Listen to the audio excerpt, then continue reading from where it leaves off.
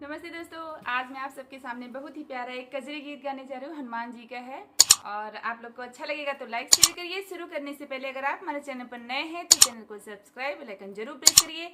Comment box में बताइए कि आपको मेरा गीत कैसा लगा। धन्यवाद।